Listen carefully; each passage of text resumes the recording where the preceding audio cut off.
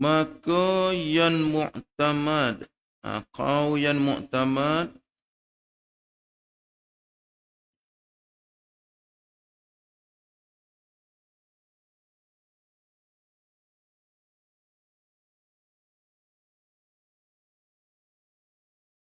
maka yang mu'tamad bahawasanya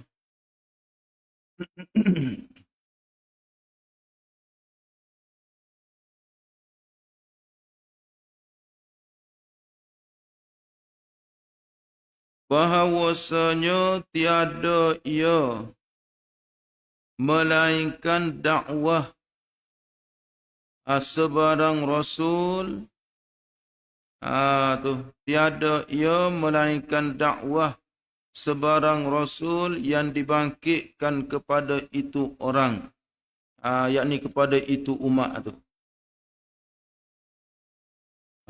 Tu maknanya rasul ni untuk umat ni. Rasul ni pula untuk umat ni. Tu. Itu hak kaum muktamadnya. Jadi apabila tidak ada rasul, tidak dibangkit ke rasul, artinya tidak adalah syariat. Kerana rasul tu untuk umat tu.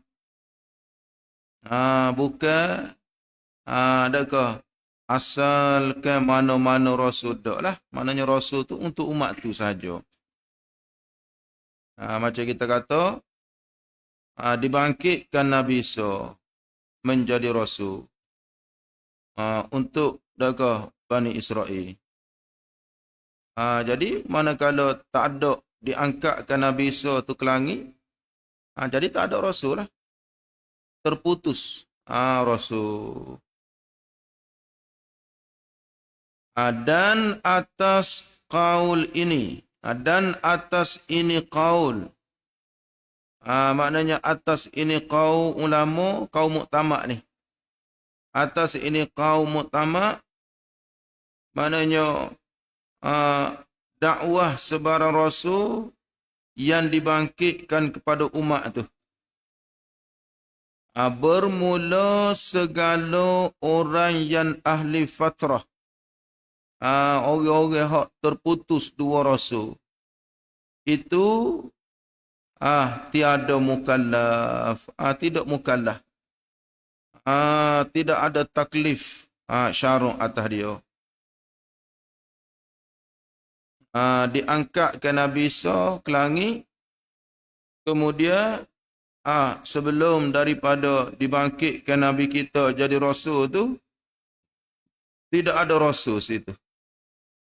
Jadi ahli fitrah tu adakah tidak dihukum ke mukallaf, tidak mukallaf lah.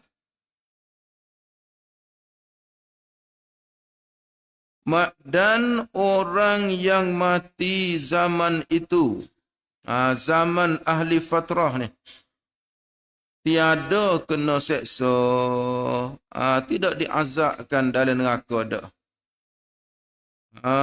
Kerana manakala diangkatkan ke langit Nabi Isa tu, adakah diangkatkan syariatnya? Tak ada lah. Jadi sekira-kiranya adakah tak ada rasul. Manakala tidak ada rasul, adakah tidak ada mukallaf. Jadi orang-orang yang mati zaman itu, yakni zaman ahli fatrah ni, tiada kena seksa jika ada mereka itu syirik dengan Allah, sembah akan berhala sekalipun. Tidak diseksakan dia, tidak diazabkan dia.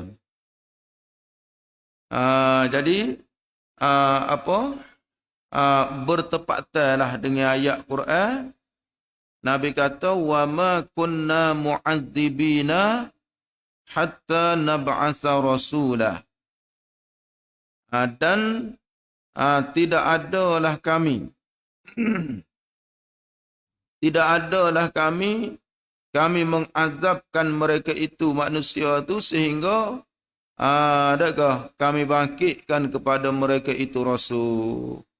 Apabila setelah dibangkitkan mereka itu rasul, mereka itu tidak beriman, barulah diazabkan.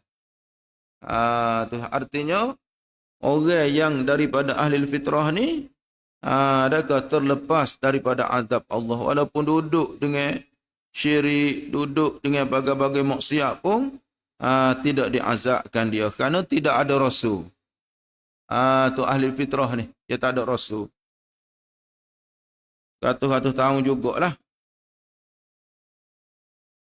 Walaupun mereka itu duduk dalam keadaan menyembah berhala, dalam keadaan dakah kupur sekalipun, tidak diazab kerana tak ada rasul.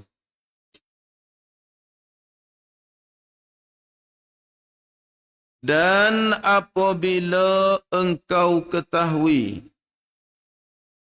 bahawa ahli fitrah itu tiada kena seksa, tidak diazab ke dalam neraka. Tu ahli fitrah ni. Orang-orang, manusia-manusia yang terputus dua rasul. Maknanya dia adakah berada pada zaman yang tidak ada rasul. Zaman Nabi Isa kah tak ada, moga diangkatkan ke langit. Zaman Nabi Muhammad kah pun tidak, kerana belum dibangkitkan. Dia hidup zaman itu. Itu dia panggil ahli fitrah. Jadi apabila kita ketahui akan bahawasanya ahli fitrah itu tiada kena seksa, tidak diazab, tak masuk neraka ahli fitrah ni. Engkau ketahui bahawa ayah dan bonda Nabi kita sallallahu alaihi wasallam, keduanya ayah dan bonda, ayah dan ibu Nabi ni tiada kena seksa, tidak diazabkan. Tu bapa tu maknanya ayah Nabi kita, ibu Nabi kita ni, maknanya dia tu hidup pada zaman yang tidak ada rasul. Kerana keduanya ayah dan ibu Nabi ni daripada ahli fatrah, daripada ahli fatrah. Maknanya orang yang hidup pada masa tidak ada rasul. Dia tak ada dengan Nabi Isa dan Nabi kita, dia tak ada. Ayah dan ibu Nabi kita ni.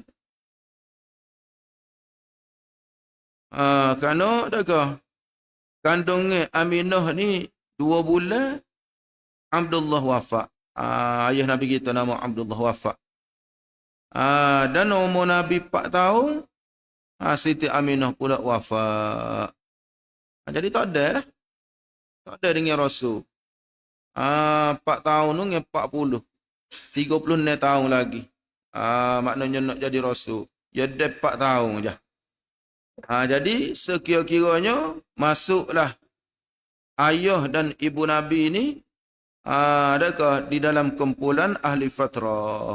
Maka ahli fatrah ni tidak diazabkan dia. Tidak diazab. Dia daripada ahli syurga. Kerana dia tidak ada syariat. Tetapi keduanya, ayah dan ibu Nabi ni, tetapi keduanya ayah dan ibu Nabi ni daripada ahli Islam. Daripada ahli Islam. Maknanya daripada orang yang beriman dengan Nabi lah. Tu. Kerana barang yang, yakni hadis. Kerana barang yang, yakni kerana hadis. Apa dia tu? Kerana apakah dikatakan ibu dan ayah Nabi ni daripada orang Islam? Bukan ahli fatrah dak. Bahkan ia tu daripada ahli Islam. Kerana barang yang, yakni hadis yang diriwayatkan orang daripada Nabi sallallahu alaihi wasallam bahwasanya Allah Taala telah hidupkan keduanya dengan apa? Dengan mukjizat Nabi lah. Kemudian daripada bangkit Nabi kita sallallahu alaihi wasallam.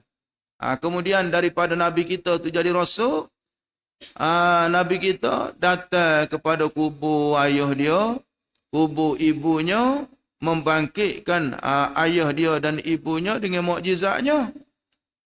Maka percaya keduanya, ayah dan ibu Nabi itu, dengan dia dengan Nabi. Maknanya mengucap hidup tu mengucap 2 kalimah syahadah. Tu hidup tu mengucap 2 kalimah syahadah, kemudian mati balik. Ni orang panggil mukjizat. Sehingganya ada satu ulama tu, adalah dia karang satu kitab, dia bubuh nama kitab tu Bara'atul Walidain. Jadi dalam kitab tu kitab nipis je. Cuma dalam kitab tu dia ada sebut, dia ada membicarakan berkenaan ada kehubsanya lepas ibu dan ayah Nabi kita ni lepas daripada azab neraka, daripada ahli syurga. Ada ulama mengarang ke kitab tu nama Bara'atul Walidain. Nama kitab tu. Cuma kita ambil sini. Ni dalam kitab, baca sini sikit lah. Kifayatul Awam. Dalam kitab Kifayatul Awam. Dia kata dalam kitab ni.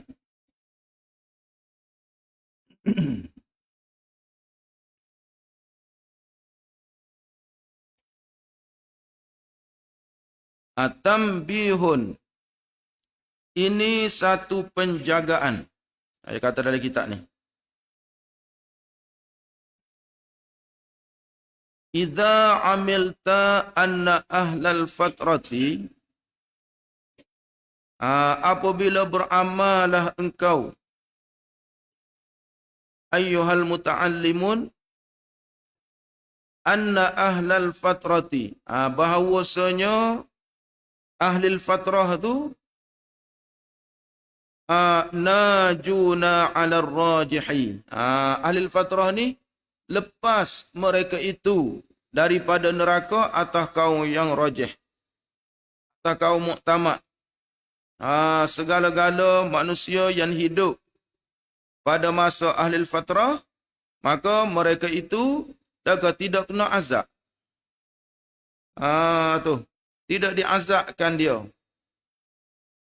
Jadi kita ni tak ada cara ahli fatrah tidak ahli fatrah, cuma tepat besar perbicaraan pengajian kitanya dalam tapak kepada akidah kitanya soal ibu dan ayah Nabi itulah. Kita nak mengajinya situ. Soal mak Nabi kita, ayah Nabi kita tu. Kerana ayah dan ibu Nabi ni melahirkan Nabi yang menjadi selebih-lebih makhluk. Maka timbullah satu perselisihan. Adakah katanya setengah kata masuk neraka, kata setengah pula tidak masuk neraka. Ni dia jadi ulama kita ni, ulama yang radhiyallahu anhu, mereka itu membahaskan dengan cara panjang lebar lah, supaya kita ni betul pegangnya tauhid kita. Jadi dalam kitab Kifayatul Awam ni dia ada sebut 4-5 baris lah.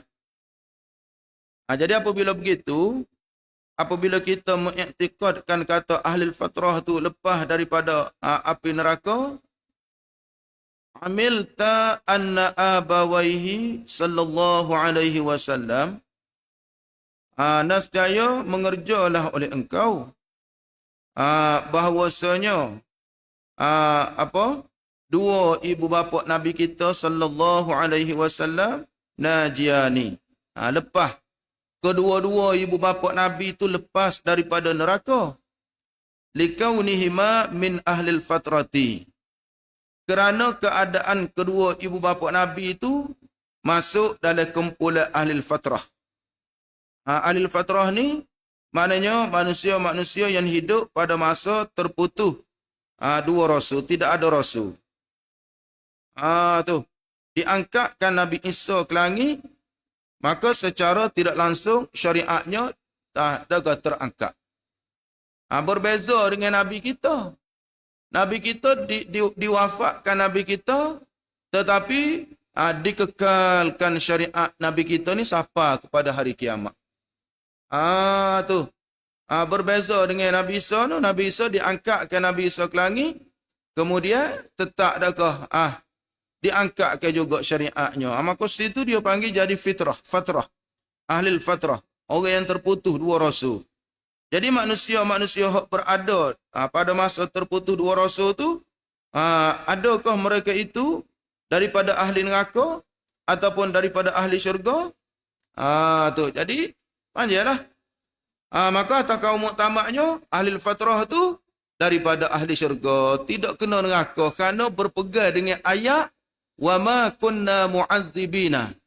Tuhan kata, dan tidak adalah kami mengazabkan mereka itu manusia. Manusia tu hak ada atas muka dunia, hak akhir balik ni kami tidak azab.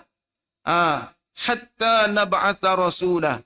Sehingga membangkitlah kami akan rasul. Setelah kami hantar rasul kepada dia dan dianya tidak mau beriman, barulah kami azabkan dia. Maknanya apabila tidak ada rasul kepada manusia tu, kemudian adakah dia duduk dengan tidak beriman, duduk dengan maksiat, duduk dengan kekufuran, seperti kita kata zaman yang antara dua rasul tu, ahli fatrah tu, duduklah di dalam kelakuan mana, keadaan mana, sifat mana sekalipun, kerana tidak ada rasul, maka kami tidak mengazabkan dia. Tu. Dalam kitab hok bahas ayat tu dalam kitab Abdus Salam. Abdus Salam dia ada bahas dalam itu. Ayat tu. Menyatakan orang-orang hok tak dapat kerasulan tu, tak dapat rasul tu, maka tidak diazabkan dia. Dia berbeza dengan syariat Nabi kita. Diwafatkan Nabi kita umur 63, tetapi syariatnya dikekalkan sampai kepada kiamat tu. Syariat Nabi. Maka kita, walaupun tak ada dengan Rasul, dengan Nabi kita ni tidak dikatakan ahli fitrah. Kerana kita tu dikekalkan, Allah Ta'ala mengekalkan syariat. Maka orang-orang yang bersama-sama, umpama kita kata para sahabat, para tabi'in dan ulama-ulama yang radhiyallahu anhu. Jadi orang-orang inilah yang membawa syariat. Sebagaimana Nabi kata, al-ulama warasatul anbiya. Jadi apabila ahli fitrah ni najiani minan nar, lepas kedua-duanya daripada neraka, likaunihima min ahli fatrati, kerana keadaan ibu ayah Nabi kita ni daripada ahli fatrah. Balhuma, bahkan kedua-duanya, ayah dan ibu Nabi ini min ahlil Islam, daripada ahlil Islam. Bapa dia ni dikatakan ahlil Islam? Li ihyaihima lahu, kerana menghidupkan kedua-duanya, ayah dan ibu Nabi kita ni, lahu baginya bagi Nabi. Nabi tu pergi dikubur mak dia, ayah dia, menghidupkan mak dia, ayah dia dengan jalan mukjizat. Ta'ziman lahu, kerana membesarkan, jadi menghidupkan mak ayah Nabi itu masuk dalam kata ta'ziman lahu, kerana membesarkan akan Nabi itu. Fa'amanna bihi ba'dal bi'tsah, maka berimanlah kedua-duanya, mak ayah Nabi itu bihi bin Nabi ba'dal bi'tsah, kemudian daripada Nabi itu sudah menjadi rasul dah. Tu. Jadi selepas daripada Nabi itu jadi rasul, bangkit daripada kubur tu, mengucap dua kalimah syahadah. Tu mak ayah Nabi kita. Maka kalau dalam sudut tu dia panggil ahlil Islam, bukan ahlil fatrah dak. Ahlil Islam. Wa ma ahsana qaulal qaili. Dia kata, amboi, elok ia akan perkataan orang yang berkata. Ni orang panggil sirah ta'ajub. Maknanya berkata-kata dengan cara mempesona ke, dengan cara terpegung.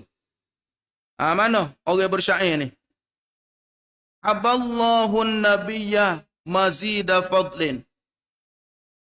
Telah memberilah oleh Allah Ta'ala akan Nabi ni mazida fadlin. Akan bertambah-tambah kelebihan ala fadlin, atas kelebihan. Wa kana bihi ra'ufa. Dan adalah ia Nabi itu bihi dengan dia ra'ufa, amat kasih sayang. Tu adalah ia Allah tu. Bihi dengan dia dengan Nabi tu ra'ufan, amat kasih sayang. Fa ahya ummahu. Ni syair ni. Maka menghiduplah ia Allah ummahu akan ibunya Nabi wa kaza abahu. Begitu juga ayah Nabi pun Allah Ta'ala menghidup juga. Tujuannya liimanim bihi, untuk beriman bihi bin Nabi. Ni fadlan munifa, kerana limpah kurnia, fadlan kerana limpah kurnia, munifan yang amat mulia. Fasallim, maka terima olehmu, percayakan olehmu, ayyuhal mustami', percayakan olehmu he orang yang menuntut dengar akan perkara yang sebenar. Maknanya kamu percayalah dengan Islam kedua-dua ibu bapa Nabi itu. Fal qadimu, maka bermula Tuhan yang qadim.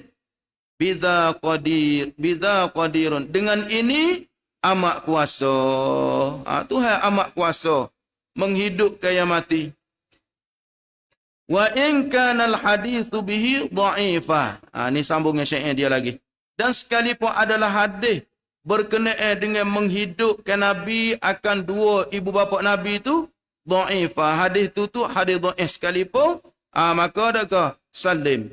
Jadi wa in kana al-hadis tu pada makna ghayah bagi salim itulah. Tu mana hadis? Hadis. Wa hadzal hadis, dan bermula ini hadis, huwa iaitulah maruya an Urwah, barang yang diriwayatkan dia daripada Urwah an Aisyah radhiyallahu anha, daripada Sittuna Aisyah radhiyallahu anha, anna Rasulullah sallallahu alaihi wasallam, ini hadis, bahawasanya Rasulullah sallallahu alaihi wasallam sa'ala rabbahu, berdoalah ya Nabi itu akan Tuhan dia. Nabi berdoa pada Allah an yuhyiya lahu abawaihi, bahawa menghiduplah ya Allah bagi Nabi itu akan dua ibu bapa Nabi. Maka fa ahyahuma lahu, maka menghiduplah ya Allah akan kedua ibu bapa Nabi itu kepada Nabi. Fa amanna bihi, maka beriman. Jadi nak sabit kan ibu bapa Nabi ini min ahlil Islam. Dengan ahyahuma fa amanna bih. Atau nak sabitkan dia tu min ahlil Islam. Bahkan bukan daripada ahlil fitrah saja dak. Iktibar ibu bapa Nabi itu mati sebelum daripada Nabi itu jadi rasul, min ahlil fitrah. Kemudian setelah Nabi kita tu jadi rasul, Nabi kita minta pada Allah membangkitkan ibu bapa Nabi itu, bangkit beriman dengan Nabi, maka itu daripada min ahlil Islam. Fa amanna bihi thumma amataha, kemudian memati balik ya Allah, thumma amatahuma, kemudian memati balik ya Allah akan kedua ibu bapa Nabi itu. Jadi atas dasar hadis ni dia ni kedua-dua ibu bapa ni daripada ahli Islam. Lepas tu ulama membuat khulasah, membuat kesimpulan. Qala As-Suhaili, telah berkatalah oleh Imam As-Suhaili, wallahu qadirun ala kulli syai', Pandai, okey cik. Dan bermula Allah ini Tuhan yang amat kuasa atas tiap-tiap suatu. Gapo sahaja. Syai' minal mumkinat tu Tuhan kuasa. Tuhan kuasa ke tak nak menjadikan langit bumi? Kuasa. Tuhan kuasa ke tak nak mengadakan syurga neraka? Kuasa. Tuhan kuasa ke tak nak menjadikan alam ini? Kuasa. Jadi syai' tu minal mumkinat. Tu kuasa Allah. Jangan kata gini. Tuhan kuasa ke tak nak mati zat dia, sifat dia? Kuasa ke tak? Jangan kata gitu. Jadi tak kena kecek. Tu buat apa? Jangan kata kuasa. Jangan kata tak kuasa. Tu Tuhan kuasa ke tak? Nak mati ke zat dia, sifat dia. Moga dia bersifat dengan kuasa. Kuasa ke tak nak mati zat, sifat dia? Jangan kata kuasa. Jangan kata tak kuasa. Kerana sifat kudrat, sifat kuasa ni dia tidak bertakluk kepada perkara yang wajib. Tu. Lepas tu tak kuasa dah, ia tidak bertakluk. Supaya kita kata mata mesin hak tajam. Mata mesin hak orang buat cukup kepala. Tajam tak? Tajam. Tu. Lepas tu dah mata mesin tu tajam, boleh ke tak kita nak buat belah kayu? Tak boleh. Jangan kata tak boleh. Jangan kata boleh. Bukan pekerjaan dia. Bukan pekerjaan. Begitu juga sifat kudrat Allah ni bukan pekerjaan sifat kudrat bertakluk bekerja kepada benda yang wajib. Zat dan sifat Allah tu wajib. Sebab itulah kulli syai' minal makhluqat. Kata As-Suhaili, wallahu qadirun ala kulli syai'. Dan bermula Allah, Tuhan yang amat kuasa atas tiap-tiap suatu. Lahu, boleh bagi nyonya Allah, harus bagi nyonya Allah, an yakhussa nabiyahu bima sya'a. Bahawa menentulah ia Allah akan nabi nyonya Allah tu dengan barang hak dia kehendak. Boleh. Tuhan menentukan nabi ni dengan barang hak dia kehendak. Jadi Tuhan yakhussa tu min fadlihi, daripada semata-mata lipuh kurnianya. Wa yun'imu, dan memberi nikmat ya Allah alaihi ala nabiyhi itu bima sya'a, dengan barang yang ia kehendak, min karamatihi, daripada kemurahannya Allah. Tu. Jadi maknanya tidak mustahil. Bukan perkara yang mustahil. Kerana Nabi kita menghidupkan ibu dan ayahnya, itu dia panggil setengah daripada di antara mukjizat Nabi yang paling besar. Maka mukjizat ni benda yang sama sekali kita tidak boleh nak fikir dengan logik akal. Tak boleh nak fikir dengan logik akal. Munasabah akal tak boleh.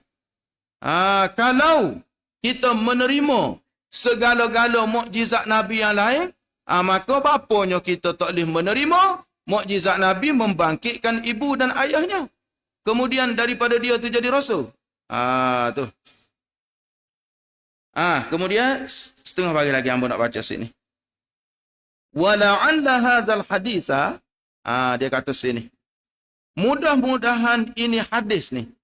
Hadis hak riwayat daripada Siti Aisyah saat ni. Hadis yang berkenaan dengan Nabi tu menghidup balik akan ibu dan ayahnya.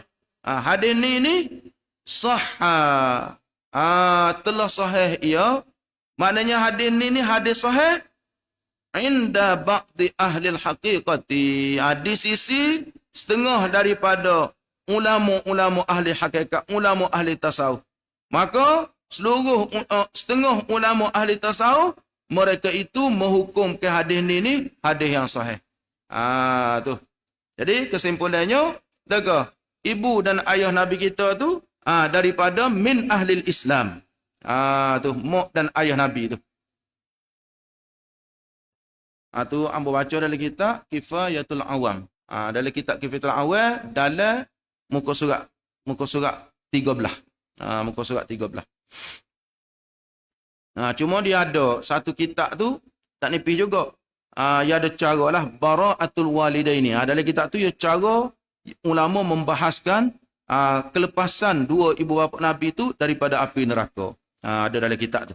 Ia cara hak Hak ibu bapa Nabi kita je.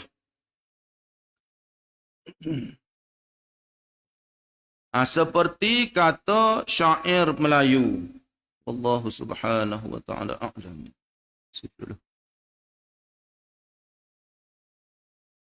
Bismillahirrahmanirrahim.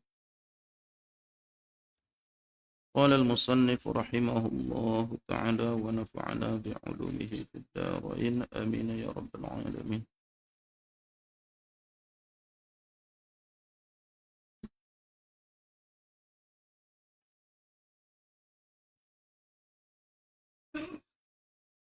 Dan demikian lagi sunat sujud sahwi. Sujud tu sujudlah, sahwi tu makna lupa. Sunat kita melakukan sujud sahwi. 2 kalilah sujud sahwi ni. Jikalau ia musalli tu tinggalkan tasyahud awal. Kita tinggal tahiyat awal. Maka berdiri ia. Bangunlah. Berdiri itu maknanya berdiri kepada rakaat yang ketiga lah. Maka berdiri ia sebelum, ada sebelum tu. Maka berdiri ia sebelum lagi betul. Bangun tu tak ada betul lagi tulang belakang dia tu. Tak ada betul. Sekira-kira tu dia panggil taswir. Rupa bagi berdiri sebelum lagi betul tu. Ni maknanya dia terlupa ni. Kita terlupa semaya, baca tahiyat awal, kita pun bangun. Bangun sampai mana? Bangun. Sekira-kira sampai ia musalli itu kepada hak rokok. Kepada hak rokok dan lebih daripada hak rokok. Tu maknanya kita kata hak rokok. Kita duduk ni hak rokok ni setara ni. Kita bangun tu siapa kepada hak rokok. Bangun kepada rakaat ketiga lah. Kita bangun tu siapa kepada hak rokok ataupun lebih lagi. Sebelum lagi betul berdiri yang memadai ia pada qiyam. Maknanya di atas sikit. Sekira-kira nak baca Fatihah tak sah lagi situ. Kita kata dia berdiri itu siapa kepada hak rokok. Lepas tu gi ataupun gi lebih lagi. Tidak belum sampai kepada hak yang memadai membaca Fatihah. Tu. Tapi dia buat 2 masalah. Sini jadi peliklah sikit kitanya. Tapi cara sudut kefahaman kitanya, maknanya kita lupa tahiyat awal. Kita lupa tahiyat awal, kita pun bangun. Bangun siapa kepada hak rokok.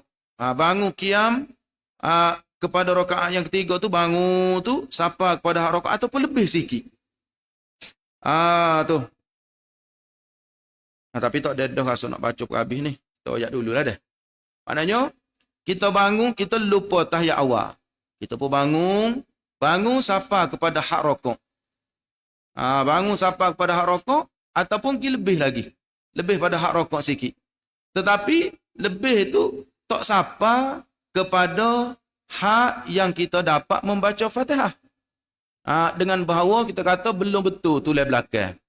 Belum betul gitu tulang belakang. Kita pun teringat. Tak baca kunut. Tak baca tahiyat awal. Kita pun apabila teringat tak baca tahiyat awal, kita pun kembali. Boleh ke tak kembali? Boleh lagi. Kerana kita belum sampai kepada qiyam yang memadai membaca Fatihah. Tapi kita bangun tu banyak dah. Kita bangun tu siapa kepada hak rokok. Ataupun li atas pada hak rokok sikit. Tetapi nak baca Fatihah sini tak boleh lagi. Kalau betul dah, kia dah. Sekiranya boleh baca Fatihah, kita pun teringat tak baca tahiyat awal, lalah mana pun tak boleh kembali dah. Ingat tu deh. Kerana kita sudah berada pada satu rukun yang tertentu, nak kembali kepada membaca tahiyat awal sunat abad tak boleh. Rukun nak pergi sunat tak boleh. Hak ni masalah hari ni nya, kita terlupa tahiyat awal, kita pun bangun. Bangun tu siapa kepada hak rokok. Tak ingat lagi kata tinggal tahiyat awal. Gi atas sikit lagi. Gi atas sikit lagi tu. Tapi tak betul lagi tu lah belakang kita nya. Duk setara tu kita kata. Baru kita teringat. Tak baca tahiyat awal. Tahiyat awal tu sunat abad. Maka kita, manakala kita teringat, boleh lagi kita kembali membaca tahiyat awal. Turun membaca tahiyat awal. Bacalah seperti biasa. Cuma nak royak kata, sudah baca tahiyat akhir kara, sunat kita sujud sahwi. Apa tu? Kerana banyak perbuatan kita dia panggil. Dia panggil banyak. Banyak dah perbuatan kita tu. Daripada kita bangun sampai pada hak rokok, atas sikit pada hak rokok, kita pun teringat tak baca tahiyat awal. Kita pun kembali membaca tahiyat awal, boleh. Kemudian, adakah sebelum daripada kita wisalah, kita sujud sahwi 2 kali. Sunat sujud sahwi 2 kali. Tu. Apa sunat sujud sahwi? Kerana perbuatan kita buat tu dengan jalan terlupa tu banyak. Maka sunat sujud sahwi situ. Tu. Atau ia musalli ni. Ni hak ambo ayat sani tinggal tahiyat awal. Faham tu? Atau ia tinggalkan dia kunung, ataupun kita semaya subuh pagi tadi tak ingat nak baca kunung. Tak ingat nak baca kunung. Tu. Jadi sepatutnya Allahumma hdina. Kita ataupun Allahumma hdini. Kita pun turun nak sujud semaya subuh. Nak sujud. Lutut pun letak dah di tempat sujud. Tangan pun letak dah di tempat sujud. Kepala pun Allah dah nak letak. Kita kata sikit je lagi. Nak kepala tu nak rapat di latar. Sikit je lagi. Tapi tak rapat. Duk setara tu kau. Kita pun teringat. Tak ingat baca kunut. Boleh lagi kita kembali kepada membaca kunut kerana kita belum masuk kepada rukun sujud tu.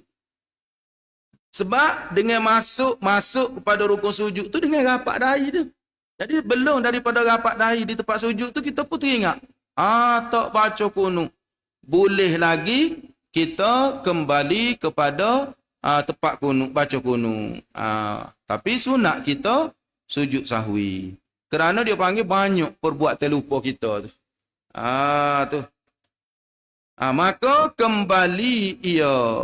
Ni. Jadi hamba royak dulu ni baru baca hak dia. Maka kembali ia sebelum sempurna sujudnya. Seperti belum lagi ia meletakkan dahinya kepada tempat sujud. Kembali. Pasal inilah masalahnya. Dua dia. Masalah tinggal tahiyat awal, sunat abad. Masalah tinggal kunut pun sunat abad. Masalahnya supaya hamba royak sana. Kembali kepada membaca tahiyat awal. Kembali kepada membaca kunut. Pada masalah tinggal kunut. Maka teruskan semaya dia. Maka sujud sahwi pada segala surah yang tersebut itu. Jikalau lupanya musalli atau jahilnya. Kalau dia buat tu dengan jalan terlupa. Teringat nak baca tahiyat awal. Teringat nak baca kunut. Gi semaya nge. Apa tu kembali kelik.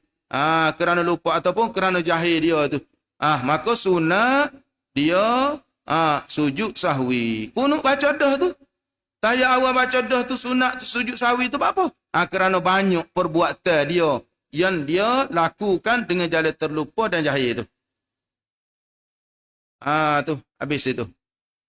Dan jika kembali ia kepada kunut atau kepada tasyahud awal, padahal sudah hampir kepada qiyamnya atau hampir kepada sujudnya pada kunut, batal sembahyangnya jika sengaja. Minggu depan lah ni. Wallahu subhanahu wa ta'ala a'lam. Al-Fatihah. A'udzubillahi minasyaitonir rajim. Bismillahirrahmanirrahim. Alhamdulillahirabbil alamin. Bismillahirrahmanirrahim. Rabbana la tuzigh qulubana ba'da idh hadaytana wa hab lana min ladunka rahmatan innaka antal wahhab. Wa sallallahu wa sallama alaihi walhamdulillah.